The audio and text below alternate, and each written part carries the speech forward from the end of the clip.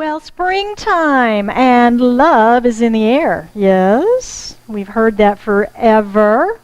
And we are talking about that today, and we're talking about courtship, the ritual of courtship. It's an ancient ritual, isn't it? It's been around forever. And we're going to look today at how spiritual principle might actually be at play in this ancient ritual of courtship. Now, when I look up the word courtship, it says that it's a process of finding the truth, much like being in a courtroom. Makes sense, yes? Because we're looking for the truth in the two people, right? I'm seeing lots of nods, yes. That's what we do in courtship, exactly. So it's not only seen in our human relationships, though, is it? It's seen in the animal and plant world. For example, ladies love a good serenade. Anybody ever seen the movie Rapunzel? The Disney version comes to mind, where she's in the tower and he's on the ground and strumming his little ukulele and singing, "Rapunzel, please let down your hair." And she eventually lets down her hair, of course.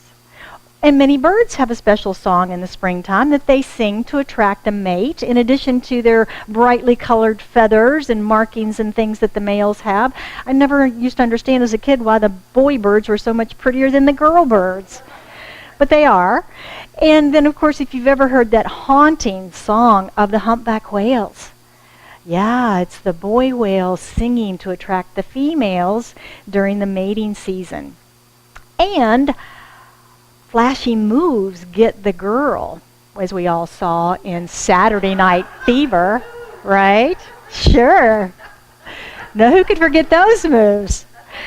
And many birds also have very special dances to attract their mate as well. There's one called the sage grouse, and he really shows off for the ladies. They go back to where they were born, into the meadow or whatever they call it, and it becomes a dance floor.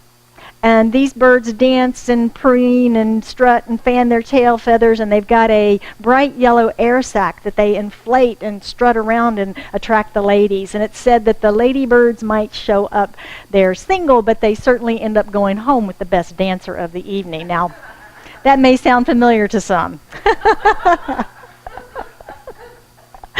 And of course, the courting ritual of bald eagles. Have you ever seen that? Where they look like they're fighting in the sky, right? And then all of a sudden they clasp their talons and then they drop like they're going to crash into the ground and let go at the last possible minute. They call it cartwheeling. They call it cartwheeling with it's really pretty spectacular what they do. And of course, let's not forget presents, right? Gifts and presents. And some of us shower our loved ones as an expression of our feelings. We shower them with gifts. And I remember when I was growing up, my dad and I had a little conflict for quite a long time. And when we finally decided to talk to each other again and make up, we had a little conversation, and then he left. And when he came back in, he offered me an apple. And I happened to be standing next to my mom. And I'm like, she's fixing lunch. Why do I want an apple? Right? You know. And she elbows me. It was one of her favorite forms of communication, was silent communication, right?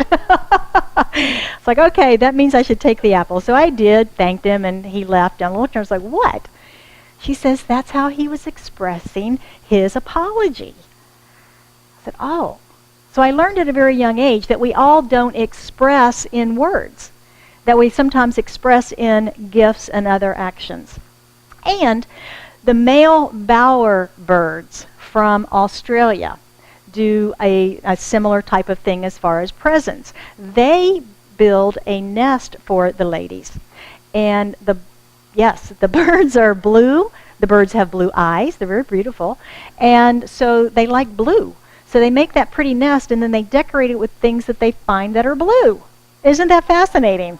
So they love water bottle caps. They're blue, right? And so then the ladies come along and they inspect all the different nests and see which one they like the best. And they pick the nest, and of course the nest builder comes with the nest. Yeah.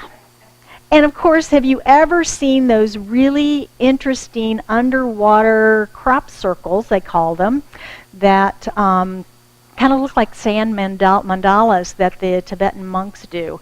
Those are made by little bitty pufferfish. They're off the coast of Japan.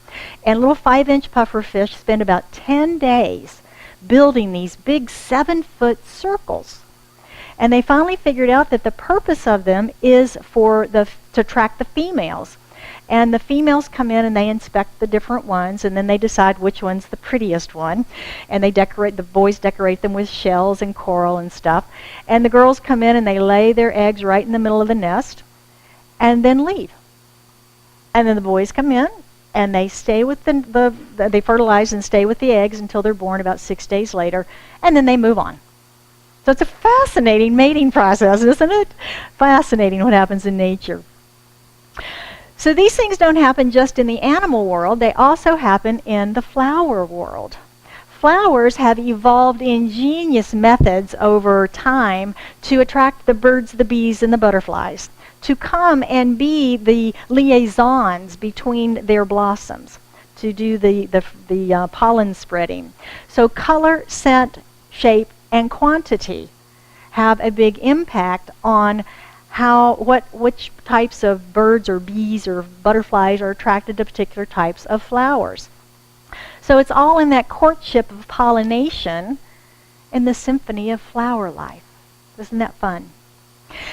So I think we can see from some of those examples how those have been translated, just by looking at nature, how those have been translated into some of our human things that we do in courtship.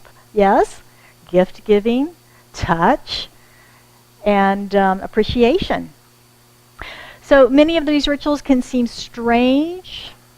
They can seem confusing, perhaps not even all that productive. But we do them anyway. We do them anyway. So the next time that you are wondering whether or not you call in 2 days or 3 days, or did I talk too much at dinner, did I say the wrong things, oh my gosh, just be happy you're not worried about whether you're going to be dinner like our praying mantis friends.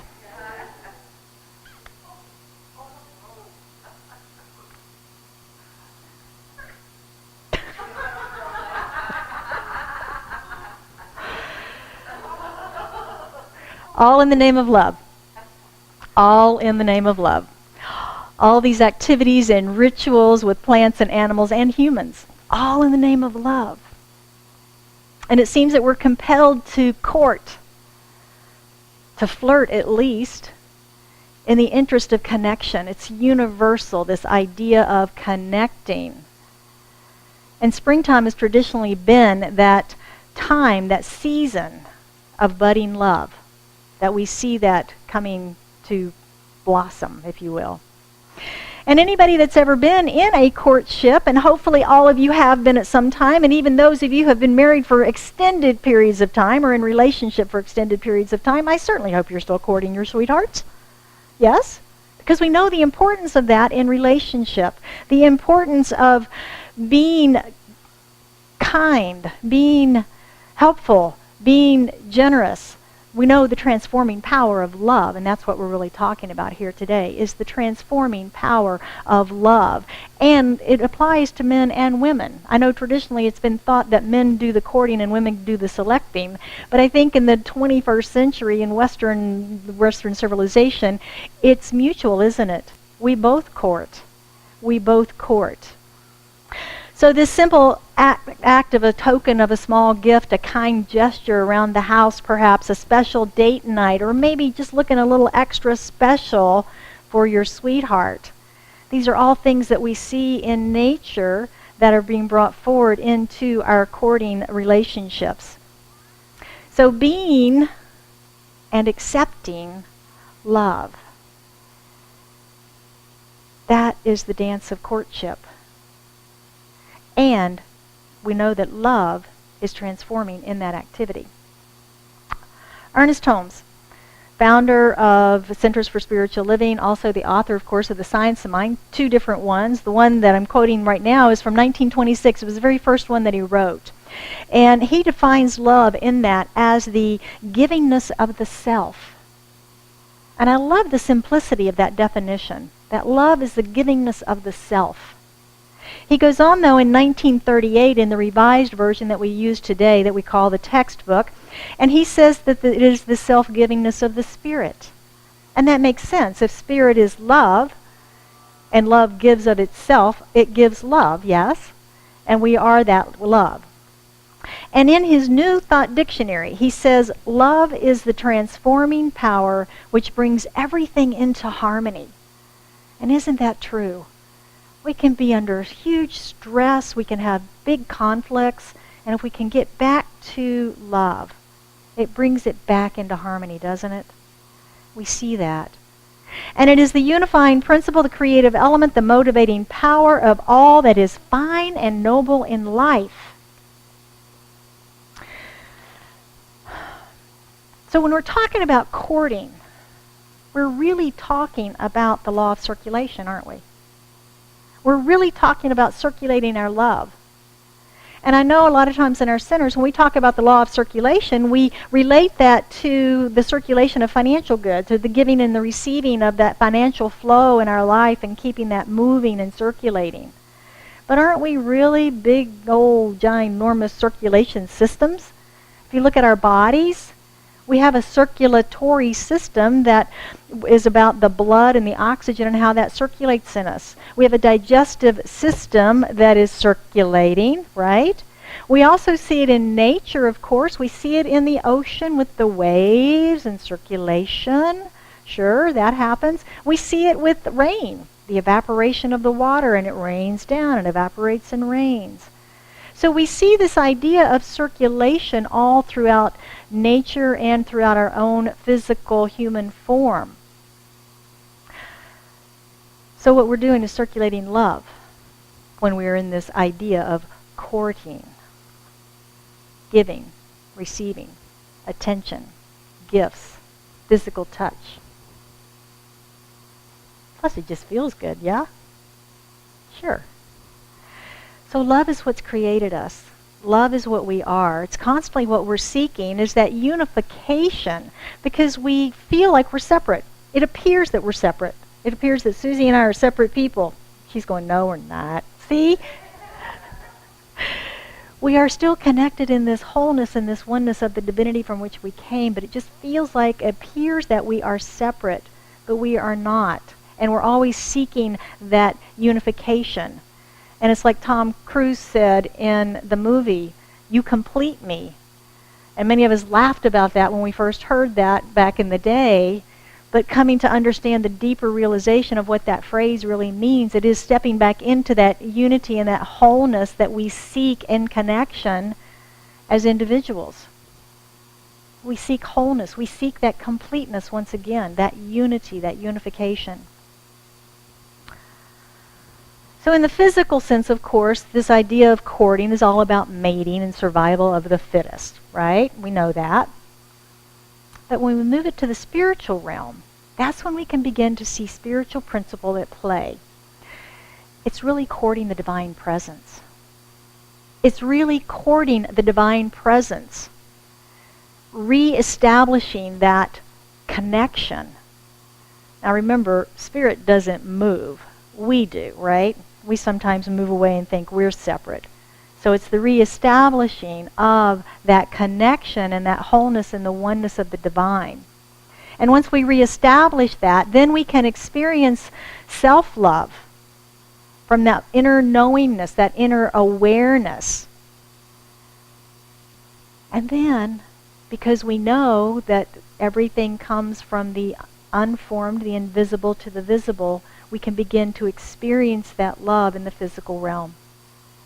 From the inside out. Successful living from the inside out. Love from the inside out. So we seek to replicate in physical form our relationship with the divine essence that we are.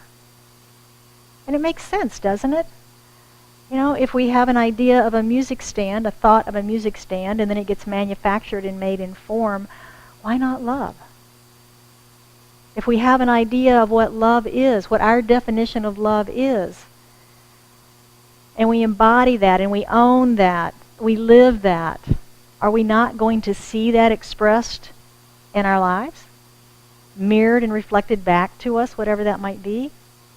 And that's why it's so important that we do love ourselves first and foremost, isn't it? Yeah, that's the primary relationship with the God within us and with ourselves. Yeah. Ernest Holmes says, circulation is the inner awareness that pure spirit flows through our entire being. That's pretty cool. Pure spirit flows through our entire being. And when we have a daily practice of courting the divine to know God in a personal and intimate way, that awareness of that infinite love can and does change our thinking. And it also changed our way of being in the world. He also says that we attract to ourselves that which is like our thought, and when our inner thought is love, we attract to ourselves that which is love. Can't help but be that, right? That's how it works. So we're really talking about in courting the law of attraction and the law of circulation. Both of those. Talking about both of those. So if we're seeking to improve an existing relationship or to attract a new love, that pretty much covers everybody in the room, yes? And if you believe that we attract what we think about, what our thoughts are, then being clear in our thinking is pretty important, yes? Yeah, those two go together. We have to be clear in what we're thinking about. We have to be clear in what it is that we seek to experience. We have to be clear about that. Whether we're attracting a new partner or improving our existing relationships. To deepen in this awareness is to go first to source, of course, right? That's where we find the big old bucket of love. To understand what it's all about is the source within us. To know love is to know God, is to know love. Birds do it, whales do it, flowers do it, and we do it. We're all in that courting, attracting, circulating mode. We're here to be and circulate that love which we are. It's our whole purpose for being here. It's our whole purpose for being here. Connection and unification, back into the wholeness and the oneness that we are. So let's take a look at how we might actually apply some of this stuff in our life this week to experience more love. Number one is, of course, courting the presence. Courting the presence. And about discovering the truth. And that's truth with a big old capital T, the universal truth of life. Daily spiritual practices, prayer and meditation. That's how we do it. We got to take time to be still. Be still and know that I am. We've all heard that. And in that stillness, we can reconnect and reunify with that wholeness that we are, with that presence of universal love that we are. And it takes a level of spiritual discipline to start and stay with the practice. Because it's easy to say, I'm not going to do it today.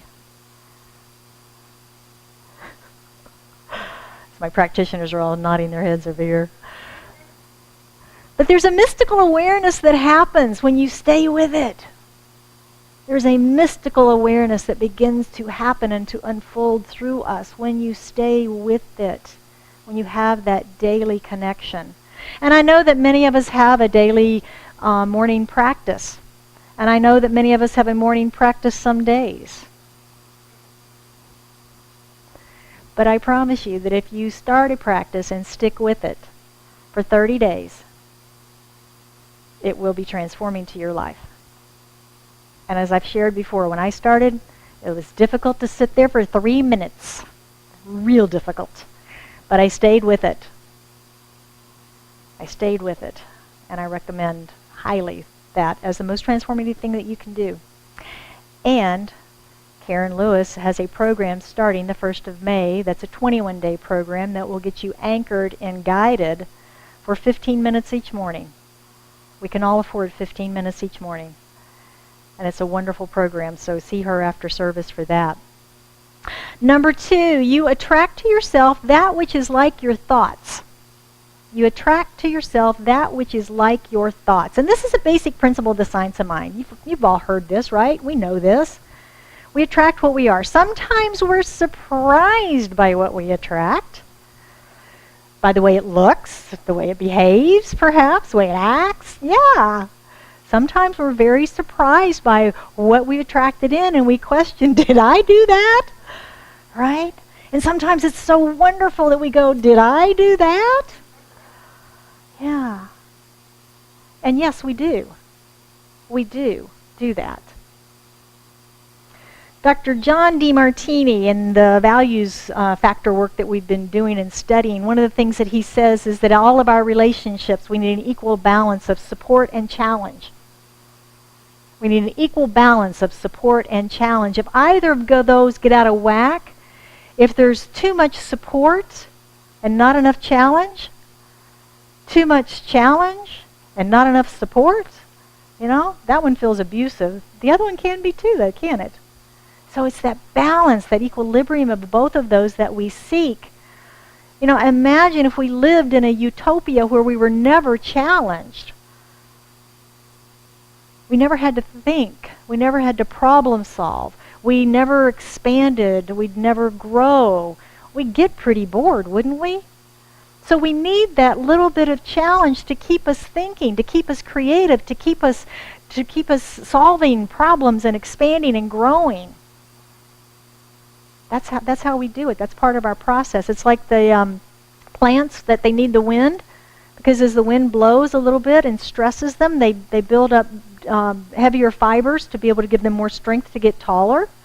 They need that little bit of stress, and sorry, so do we. So do we.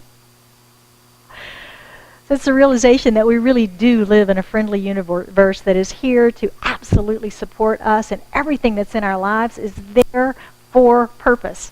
It is there for purpose.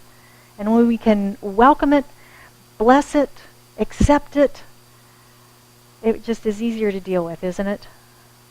And that resistance, I know. It's easier than the resistance. Number 3, circulate your love. To one or to many. Let me explain.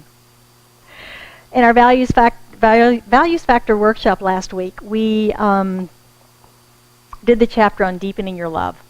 And in it, at the end of the chapter, he is discussing how he had a conversation with a woman who said, Dr. DeMartini, I am really trying to attract my life partner, and he's not showing up. And John says, well, I don't believe that. I believe you already have your life partner. She's like, well, where is he, right? And his whole premise in that conversation with her was that if we believe we are seeking a life partner and they have not shown up, that we have actually created our life partner in multiple relationships in our life. That what has shown up is the puppy to love and cuddle and needs care. What has shown up is the girlfriend that we can talk to, or the boyfriend that we can talk to. What has shown up is the male energy in this format, or the female energy in that format, or the person that can, care for me, or I can care for. Frog. Sorry about that. So his premise is that we manifest the meeting of our needs, our values, in various forms because we have a hidden belief, perhaps, that it is not available, or we cannot create it, or we're unwilling to accept it in a single form. Has anybody ever had this situation where if I could just combine those two women, I would have the absolute perfect relationship? If I could combine those two men, I would have the perfect relationship. Has anybody else in the room ever thought that? Sure. And then that comes with this belief that says the perfect one doesn't exist. And I think therein lies the problem. There's not a perfect one, right? Some of my folks who've been married for a while are smiling. Because we are all filled with this equal balance of support and challenge, right? Relationships, to be healthy, need that.